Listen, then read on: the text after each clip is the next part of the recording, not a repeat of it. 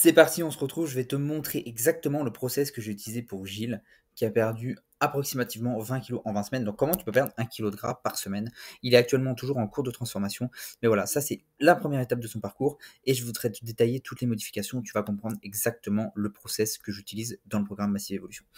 Donc, ici, je te mets tout de suite mon écran. On rentre un petit peu dans le technique, d'accord? Pas de blabla. Là, c'est le semainier que j'utilise. Et en fait, il y a toutes les semaines. D'accord, toutes les semaines de suivi, et il y a toutes les modifications que j'ai fait avec Gilles. Et en fait, ici, donc tu as un onglet semainier où j'ai toutes ces infos et où j'ai son poids. Donc il a commencé à 100, alors même 115 kg parce que là, c'était pas dès la première semaine, et il est actuellement, là, au bout de la 20e semaine, il était à 95 kg.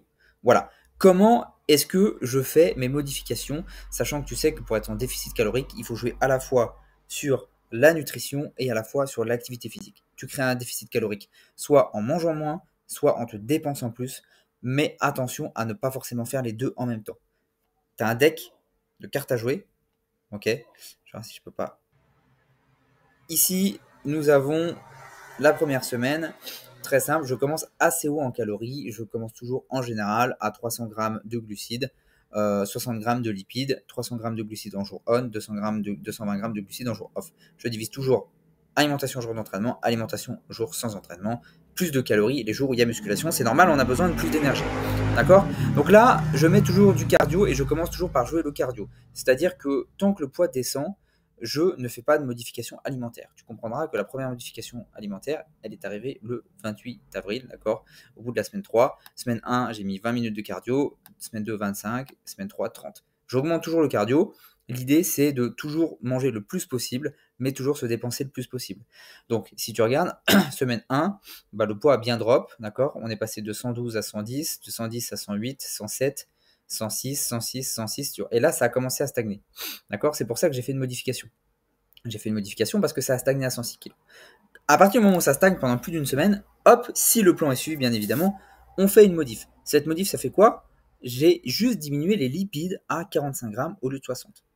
On peut voir, du coup, que la prochaine modif, elle s'est faite de la semaine 5. Parce que, là, donc j'ai fait ma modif. Ici, on a drop, boum, boum, 105, 104, 104. Et là, 104, 104, 104, 104, 105, 104, 103. Ok. Là, ça a commencé à stagner un petit peu. D'accord? Donc, qu'est-ce que j'ai fait semaine 5? J'ai refait une modification alimentaire. On reste sur 30 minutes de cardio post-training. Il s'entraîne 4 fois par semaine, 1 heure. Donc, 35 à 40 minutes de séance. 35 minutes de séance à peu près et 30 minutes de cardio. J'ai descendu cette fois les glucides. Je ne descends pas les lipides en dessous de 45 grammes. J'ai descendu de 200 calories à peu près en jour on et en jour off. Ouais, et j'ai descendu de 20 grammes de glucides en jour on, 20 grammes de glucides en jour off, c'est à peu près 200 calories. Donc, ce qui fait que la modification, elle est très légère. Et voilà, j'ai pas fait de modification jusqu'à la semaine du 2 juin. Non, du 9 juin. Et là, tu peux voir que bah, le poids, après cette modification, a continué à drop.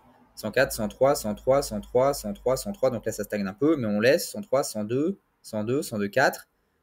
Là, 102, 4, 102, 102, 101, 101, 101, 101. Ok. Et là, on est remonté un petit peu.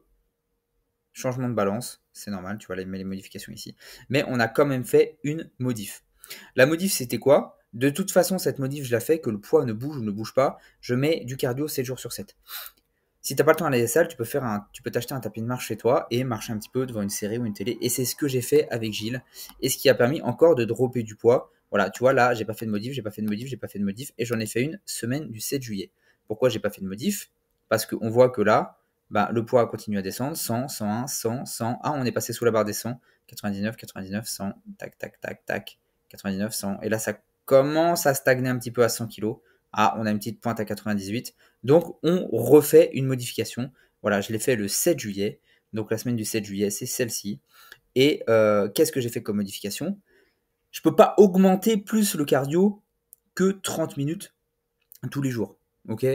Il était au maximum de ses dépenses. J'adapte aussi par rapport à son mode de vie. C'était faisable pour lui. Donc, ce qu'on a fait, c'est qu'on a un petit peu diminué l'alimentation. Donc là, on a rediminué les glucides de 20 grammes par jour. Vous voyez, on était à 280 jours on, on est passé à 250, donc 30 grammes. On était à 200, on est passé à 180, on reste à 45 grammes de lipides. Et là, pas de modif jusqu'à la semaine du 4 août. Pas de modif jusqu'à la semaine du 4 août. Tu vois que le poids, là, continue à diminuer. 100, 100, 100, là, on stagne, c'est normal, c'est les vacances. Vacances, vacances, vacances, vacances. Donc, quand il y a des vacances, j'en tiens pas compte, ok. Au retour de vacances, là, il resuit la trame. Et vous voyez, pendant les vacances, il y en a qui ont peur de ne pas prendre de poids.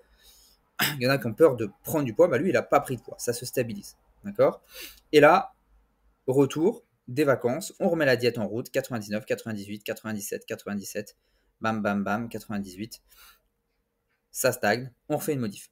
La modif que j'ai fait, je suis passé encore à 20 grammes de glucides en moins en jour on et 30 grammes en jour off. Très bien. On continue. Et là, 96, 96, 96, 95, 95, 95, 94, etc. On a continué à drop. C'est comme ça que j'ai fait. Et ce que je veux vraiment que vous compreniez, d'accord, c'est que tout se fait par palier. On joue à la fois sur les dépenses, on joue à la fois sur l'alimentation. Et en suivant le plan, on augmente les dépenses le plus possible jusqu'à ce que la personne ne puisse plus augmenter ses dépenses en fonction de ses contraintes familiales, professionnelles.